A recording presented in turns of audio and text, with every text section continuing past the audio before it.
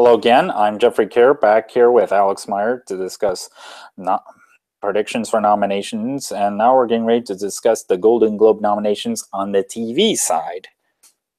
Mm-hmm. And this is always a very interesting race because often the TV nominations will be very different from what we usually see at the Emmys. Well, yeah, especially since this is a calendar year.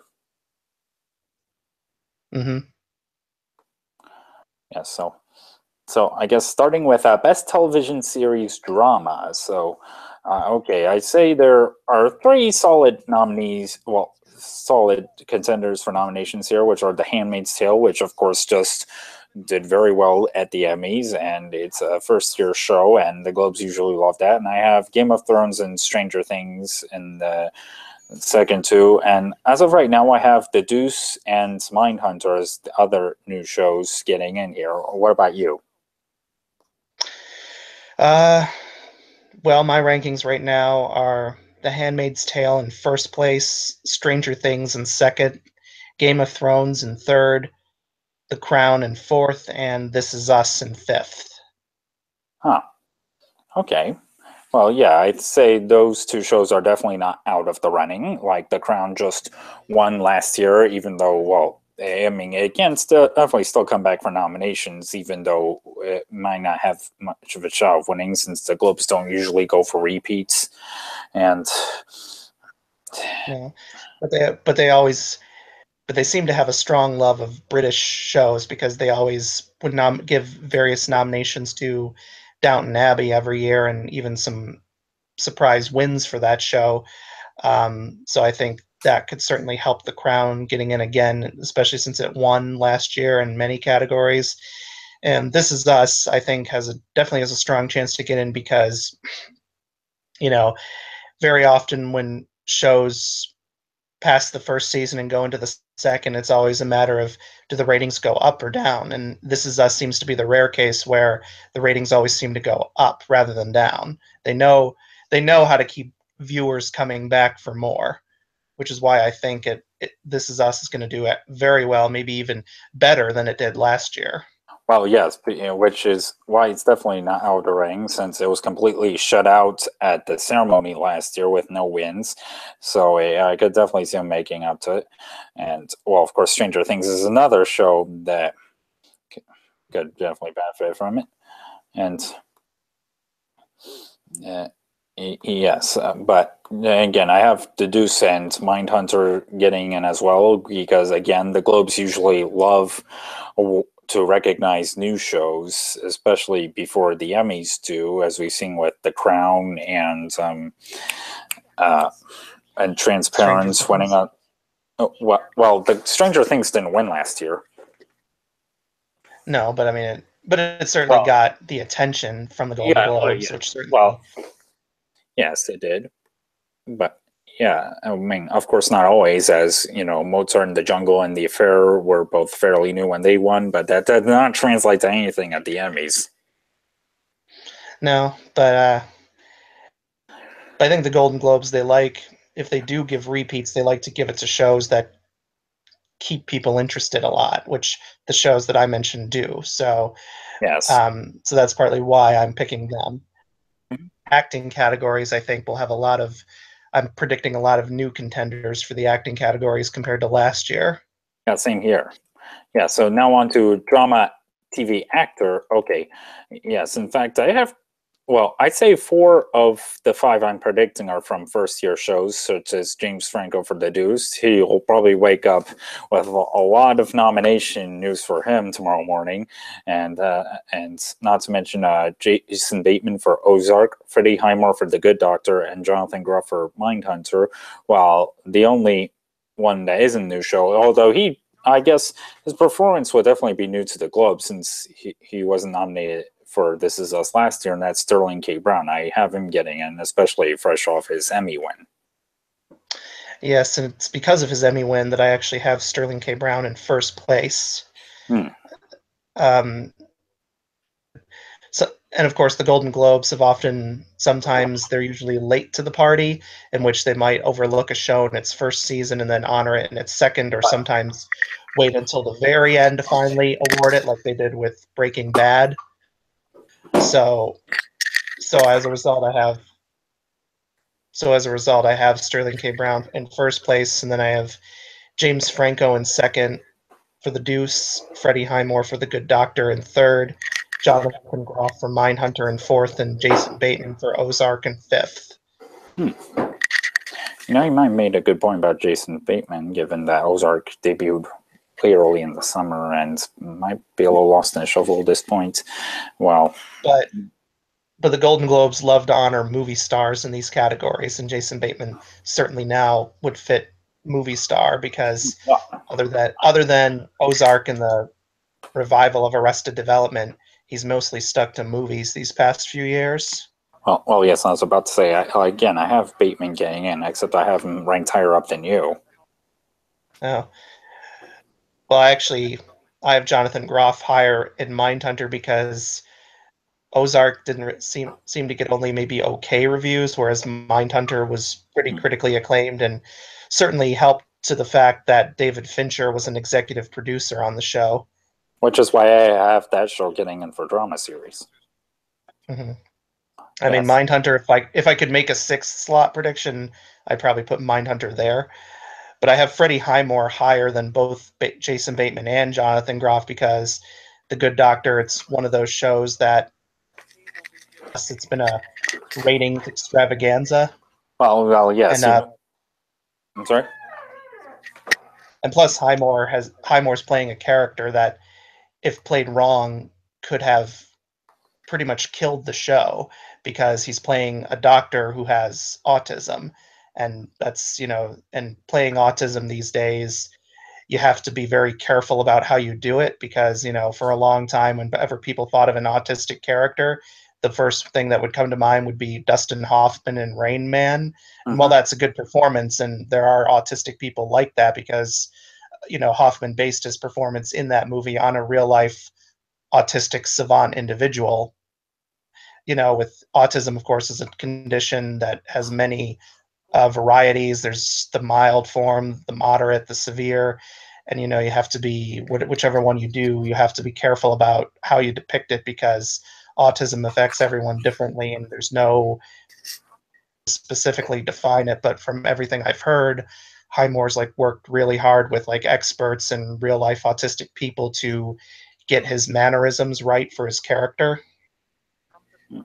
Well, yes. And plus, given the fact that he's coming straight off Bates Motel and doing this, and of course this being the complete opposite from Bates Motel, voters may see his versatility there. Well, yes, and I was about to say, yes, I definitely have him getting, and even though even though Good Doctor hasn't been as well received critically, it is definitely a big commercial hit.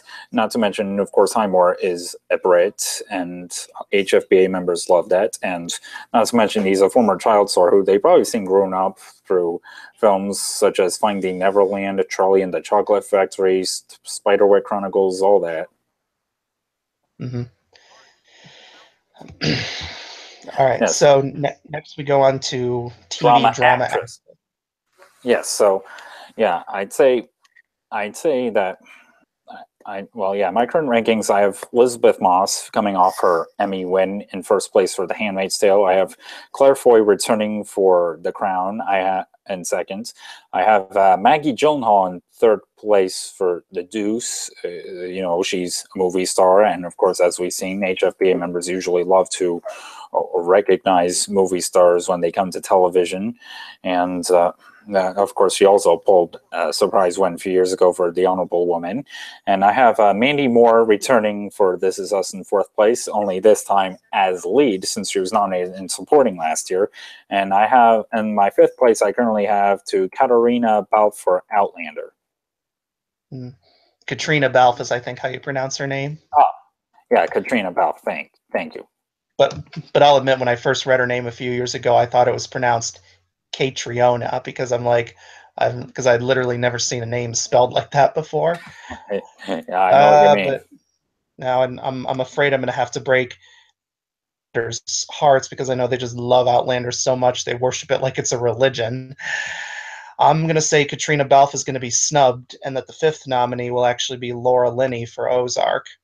Hmm. Because, again, she's a movie star.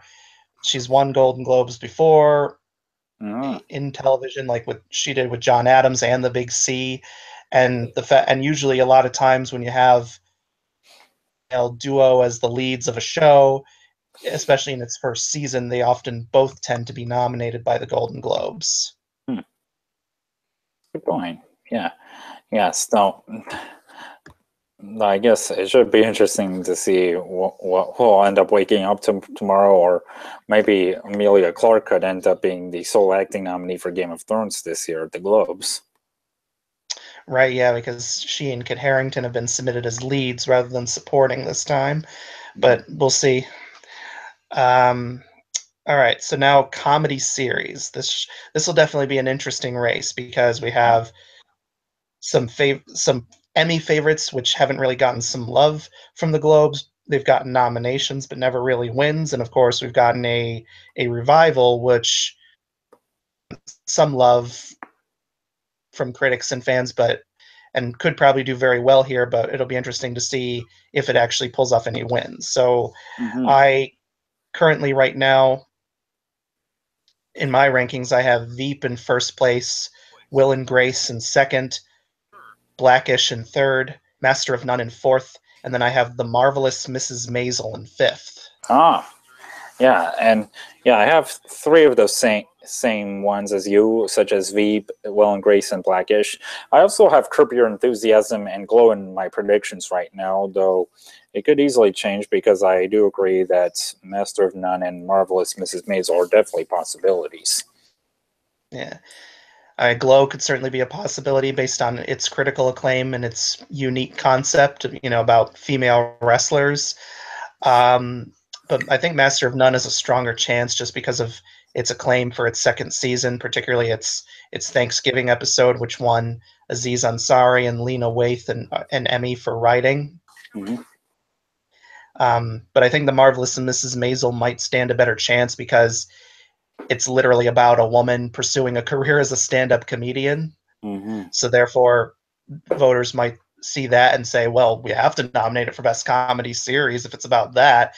Plus the show has gotten good reviews, and it's from Amy Sherman Palladino, best known for creating Gilmore Girls. Mm-hmm. So, Gilmore Girls, that was never really a huge awards contender, even though critics and fans loved that show. So who knows, some Globes voters might feel this is a way to make it up to her for not giving Gilmore Girls enough attention. True. Well, and again, again, it's a new show, and as we've seen, the HFPA members love to recognize them. Mm-hmm. Plus, it's a period show, and the HFPA voters certainly aren't shy about their love of period films or TV shows. Mm-hmm. So now on to Best Actor in a Comedy Series. And yes, so I guess, what are your rankings like? I'm sure you and I kind of both agree that Jeffrey Tambor will not be returning given his recent allegations. Yep, and if the allegations had not been made against him, I probably would have predicted him, but not to win though. But because of that, I am not predicting him to be nominated here. But I am predicting. I have Aziz Ansari for Master of None in first place, Anthony Anderson for Blackish in second, Eric McCormick for Will and Grace in third, Larry David for Curb Your Enthusiasm in fourth, and Ted Danson for The Good Place in fifth.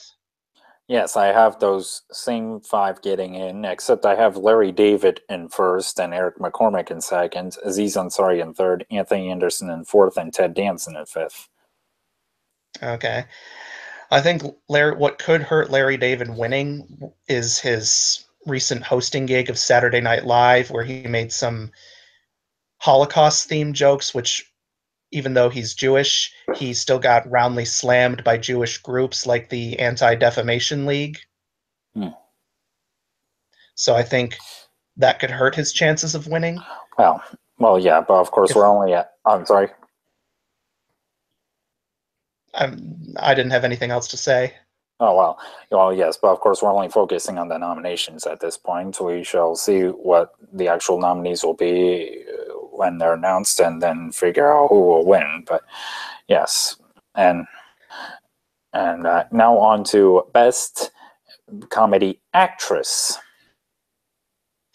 Okay, so I have Julia Louis-Dreyfus for Veep in first place, Deborah Messing for Will and Grace in second, Tracy Ellis Ross for Blackish in third, Kristen Bell for The Good Place in fourth, Brosnahan for The Marvelous Mrs. Maisel in fifth. Hmm. This is quite interesting because I do have Julia returning. I have Deborah Messing, well, I guess in a way returning, but yeah, I have her getting in for Will and Grace. I have Rachel Brosnahan for Marvelous Mrs. Maisel, and in fact, I guess one you should keep an eye on is Alison Brie for Glow. Again, she's in a new show, and not to mention she also has visibility factor around now because she has roles in The Disaster Artist and The Post, so she could be on HFBA members' minds. Mm-hmm. Well, her role in The Disaster Artist is very small, unfortunately. I saw the movie last night. She's good in it, but it's not like she's a major star of the movie. Yes, of course, neither of us have seen The Post yet, but we know she's part of the ensemble of The Post. But still, Mm-hmm. at least Right. you're seeing. But with my predictions for both Ted Danson and Kristen Bell, again, that's going back to the Globes sometimes being a little late to the party. The Good Place is now in its second season, but critical acclaim, and it's just been renewed for a third season. Because admittedly, when I heard about the premise of the show, I was thinking, interesting, but is this going to work or not? And apparently it does, especially since they threw in a plot twist about, because the concept of the show is about a bad woman dying and going to heaven instead of hell. Plot twist, and I guess spoiler alert warning, it's been revealed that she has been in hell all along. And Yeah. now I guess she's trying to become a good person in death so that she can still go to heaven after all. I haven't really seen the show, but I've read a lot of reviews and analyses of it. Mm-hmm. Yes. So I guess now moving on to a best TV movie / limited series. Another interesting category, given that they combine them all into one category as opposed to having two separate categories as they do at the Emmys. Mm-hmm. So right now I have Big Little Lies in first place, Feud, Betty and Joan in second, Fargo in third, fourth, and Godless in fifth. I'm sorry, what do you have in fourth? Twin Peaks. Yeah. Well, yes, I have a. Well, yeah, I currently have a. Yeah, I agree that Big Little Lies and Feud, Betty and Joan are the two safest to get in. I think I have Twin Peaks in third, Fargo in fourth, and at this point I have Top of the Lake China Girl in fifth. Mm. I was initially going to predict that, but then I've been hearing all this stuff about Godless on Netflix. And, it's a Western. It's got a lot of big name actors in it, like Jeff Daniels and Jack O'Connell from Unbroken. Mhm. And so I think that might be a big factor in helping it get nominated. That it's a period piece and there's big name people in it. Yeah, and that's currently pretty low in the odds. It's about 81 to 1. But of course, the Golden Globes, they often throw in a lot of nominees that most people aren't expecting. So I figured Yeah. it's best to try and predict some of those nominees that seem like they have no chance, but maybe actually do have a better chance than most people are predicting. Because, like, the marvelous Mrs. Maisel, that had like a very low ranking on the Gold Derby likely to be nominated, but I'm predicting it anyway. Plus, I believe it's a little higher up now.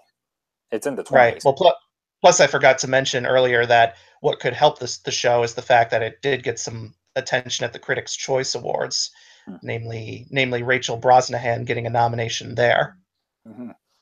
Yes, and I guess another to keep an eye out is The Sinner, which of course was a Showtime miniseries from, I guess, late in the summer with Jessica Biel and Bill Pullman.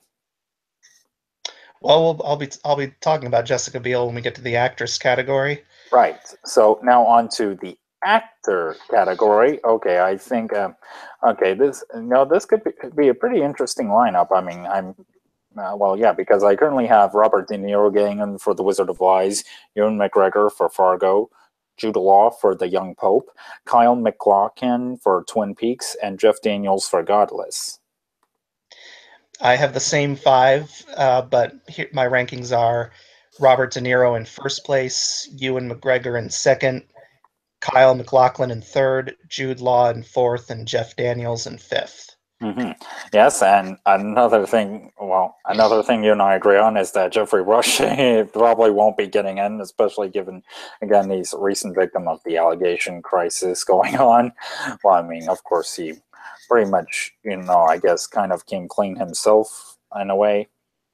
Well, he's suing some newspapers in Australia because he says the allegations are not true against him, and he's like suing for like defamation of character or something. But we'll see how that plays out. But yeah, I think that could definitely hurt him Well, because with all these people being exposed, I think everyone from the Golden Globes to be as politically correct as possible. well, yeah, not to mention I've seen a recent Gold Derby Slugfest video where Amanda Spears mentioned that every time she hears of a possible contender getting exposed for sexual allegations, she immediately takes them out for her predictions. Right. And yeah, I've been kind of doing that too. Um, Yeah. So now on to actress in a miniseries or movie. okay. Um, I think there's definitely four solid slots that are pretty much locked, and then the fifth one is going to be an up for grabs Mm-hmm. between a few actresses. But right now, I Yeah. have in first place Nicole Kidman for Big Little Lies. Second place Jessica Lange for Feud Betty and Joan. Third place Susan Sarandon for Feud Betty and Joan. Fourth place Reese Witherspoon for Big Little Lies. And then in fifth place, I have Elizabeth Moss for Top of the Lake China Girl, but then I switched her out, and I'm now predicting Jessica Biel for The Sinner because, I'm predicting it for her because it's kind of a comeback for her because she's been in a lot of bad movies for her career, actually. Plus the fact that she's gained a lot of star status in recent years for being married to Justin Timberlake. I can see the Globes wanting to invite her to the party because of that. Yeah, and Justin was nominated last year for his song from Trolls. Right, right. I mean, you know, the whole star aspect could be a big thing for her, and plus the Sinner actually got good reviews, especially for her, Mhm. and everyone I think had kind of been wondering, is Jessica Biel actually a good actress or not, or is she just a sex symbol basically? But I guess this proves that if you put her in the right role, she can give a good performance. I didn't see The Sinner because I don't think I get Showtime, but it's out on DVD now, which it might be. I'll have to see if my library has a copy of it, or if it's on Netflix, I'll watch it there. Well, well, yes, and I have the same top three, except, well, I currently do not have Reese Witherspoon getting in, even though I definitely think she is possible to get in, especially since, well, she kind of spearheaded the whole series herself, and of course, it was recently renewed for season two, officially.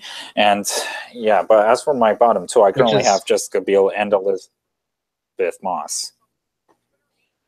hmm, and that'll be interesting because Big Little Lies is only based on one book. Because the end of the mini series, that was the end of the book. So they're going in completely new directions here, and as a result, they'll probably now have to move it to a drama series instead of a mini series because they're bringing back most of the same characters. Well, yeah, it won't And be an and anthology. the rules are you can only keep it in the category if you were using completely different characters, even if they were the same cast, because Well, American yeah, Horror Story uses the same actors but different characters each year. well, yeah, I was about to say it won't be an anthology series like American Crime Story, Feud, or True Detective or Fargo. hmm Well, of course, they tried submitting True Detective as a drama series rather than a limited series at first, Mhm. um, but of course, True Detective is coming back with a third season with Oscar winner Mahershala Ali. Mahershala Ali in the lead role. Mhm. Yes, and I guess Moss could benefit here for Top of the Lake. I guess given she had that this year and Handmaid's Tale, so she could end up with multiple nominations tomorrow morning. And I guess Carrie Coon could also be a possibility for Fargo, given I guess her visibility factor this year, not only with Fargo but also final season of The Leftovers. Not to mention she is part of the ensemble of The Post. Mm-hmm. But I think with her, well, The Leftovers, I think that would be more of a drama series than a limited series because Yeah, so it she wouldn't always split any votes. right. But Carrie Coon and Fargo. That's who you're talking about. Completely forgot about that.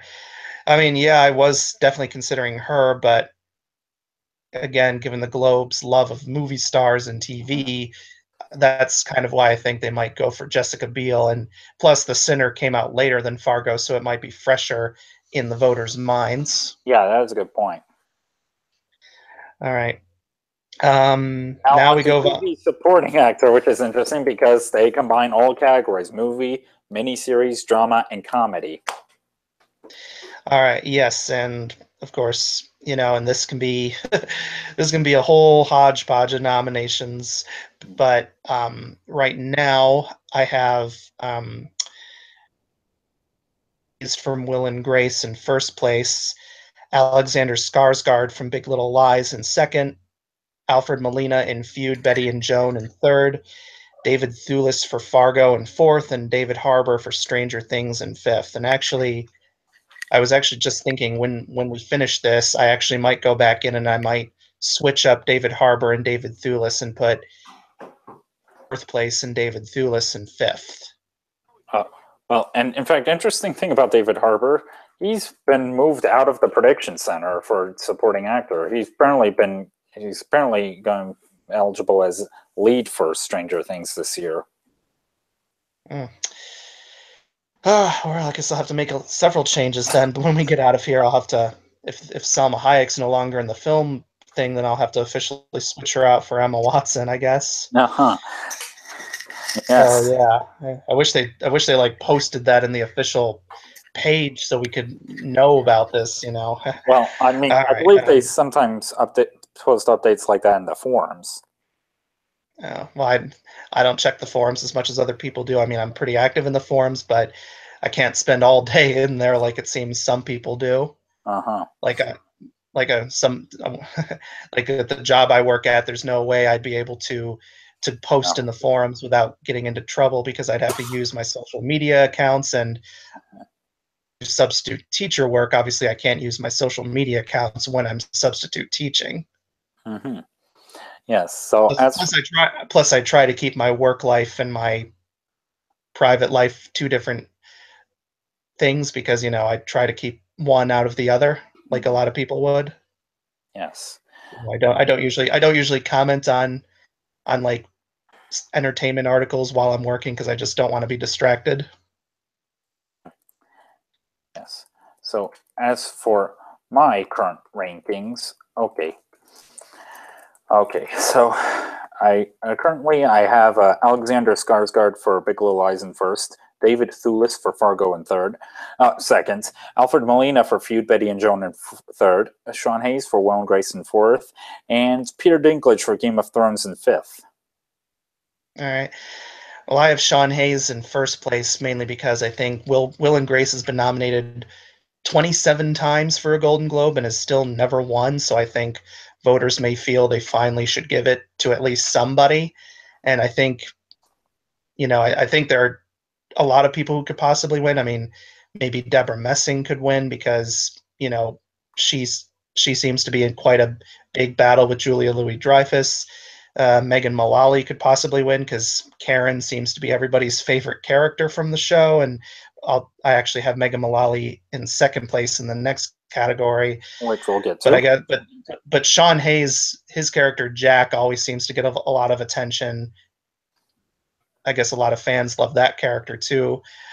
But so but I guess because Sean Hayes is probably more recognizable of a celebrity than Alexander Skarsgård, that might help him win, even though Alexander Skarsgård is Swedish and Sean Hayes is American, and we know the HFPA loves the foreign actors a lot because they're all foreigners too. But given that Sean Hayes has been famous way longer than Alexander Skarsgård, and the fact that vote how many of the same voters they had in the early 2000s as they do now, but Mhm. if many of them felt if those who voted for Sean Hayes back then and he never won want to see him win now, I could see them definitely wanting to give it to him. Plus, from what I've heard of the new Will and Grace episodes, the character of Jack has had some of the most powerful storylines throughout the season. Hmm. So I don't know. I just feel that I guess like when we come to the final category of supporting actress, I just think that some people might think Megan Mullally might have a better chance of winning than Sean Hayes, but I just think there's a certain movie star in the next category who, because of her movie star status and because she won an Emmy earlier this year, might have a better chance of winning. Mm-hmm. Yes, and speaking of which, let's go on to that final category, shall we? Best Supporting Actress on Television. Okay, and right now I have Laura Dern from Big Little Lies in first place. She, of course, won the Emmy back in the fall. Then in second place, Megan Mullally for Will and Grace. Third place, Ann Dowd for The Handmaid's Tale. Fourth place, Shailene Woodley for Big Little Lies. And fifth place, Chrissy Metz for This Is Us. Hmm. Yes, and not to mention Laura Dern could also benefit from appearing in the new Star Wars movie Last Jedi. And also Downsizing. Well, yes, and wasn't she also in Twin Peaks as well? I believe so. And of course, David Lynch has been a very big person in helping launch Laura Dern's career. Yes, yes, and yeah, I have for the same five, such as Laura Dern, Shailene Woodley, Megan Mullally, and Chrissy Metz. But I guess one we should definitely keep an eye out for, and well, yeah, yes, I definitely can think, Ann Dowd's recent Emmy win could help her get a nomination here. But I guess one person we shouldn't count out is Millie Bobby Brown for Stranger Things, because, well, okay, she's like the breakout star from that show, and she wasn't nominated Right, by the Globes last year for that, and so they could make it up to her this year. right, but kind of like, but it seems the Golden Globes, they don't, well, like a lot of award shows, they're not always favorable towards child performers. I'm trying to think of the last major child performer to get a. Oh, Quvenzhané Wallis did get nominated for Annie, and I think she got Beasts of the Southern Wild nomination there too.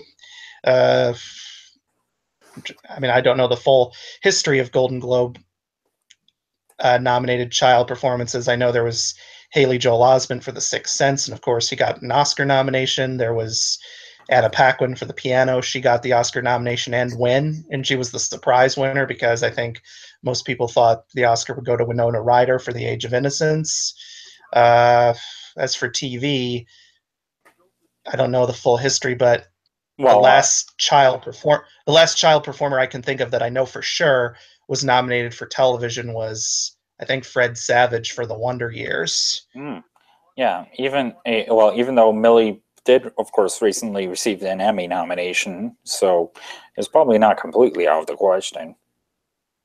No, I'd say she's probably in. I mean, if I'm guessing she's probably in sixth or seventh place based on my predictions, but I haven't seen the second season of Stranger Things yet, and while I know Eleven does come back, I don't know how big her role is. Don't spoil it for Well, me if you've seen it already. I'm assuming it must be somewhat of a big role since fans really love that character, but I can't judge because I haven't seen the second season yet. well, Um, well, but I mean, I'm honestly, if I were to swap her out with someone, I honestly don't know who because it's hard for me to imagine the five women I predicted not getting in. mhm. Good point. And as I was about to say, without giving away too much, I mean, Eleven is prominent in the second season. There's even an episode, which is actually my least favorite episode of season 2, where that's kind of all dedicated to her. Mm. Now, admittedly, if Ann Dowd had not won the Emmy for The Handmaid's Tale, I might have her and maybe put in Millie Bobby Brown, but I think because Ann Dowd is in here and the fact that The Handmaid's Tale is more relevant than ever now that Donald Trump is president, and the fact that her character is just an absolutely vicious, ruthless villain, and we know award shows love vicious, ruthless villains. I think all of that is a big factor of her getting nominated here, because her character of Anne Lydia is just one of those villains that you just love to hate because she's just such an evil, vicious woman. You just want people to rise up against her and just give it to her. Yeah, so that's now just about it for the Globes. We'll be back soon to discuss predictions for the SAG Awards. All right.